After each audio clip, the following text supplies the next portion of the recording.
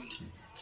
ایک سوال ہے کہ اگر نماز کے دوران عورت کو اگر حیض آ جائے تو اگر وہ فرض پڑھ رہی ہے تو اس کے لیے کیا حکم ہے کہ وہ بعد میں اس کو دوبارہ وہ یعنی کہ جب وہ پاک ہو جائے گی اس کے بعد پھر دوبارہ اس نماز کو دہرائے گی یا اس کی وہ نماز معاف؟ اور اگر وہ نفل یا کوئی سنتیں پڑھ رہی ہے تو اس کے لیے کیا حکم ہے؟ اگر اس دوران اگر حیض آ جائے تو کیا ان کو واپسی پڑھنا ہے یا اس کی بھی معافی ہو جاتی ہے اس وقت؟ جی وعلیکم السلام ورحمۃ اللہ وبرکاتہ۔ آپ کا سوال ہے کہ عورت نماز پڑھ رہی تھی لیکن حیض آ گیا، اب نماز کا کیا حکم ہے؟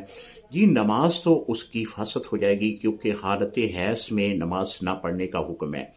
تو اگر وہ نماز پڑھ رہی تھی تو فوری طور پر وہ سلام پھیر دے، اب وہ نماز ادا نہیں کرے گی جتنی دیر تک وہ پاک نہیں ہو جاتی، کیونکہ اب وہ نماز کی حالت میں تھی۔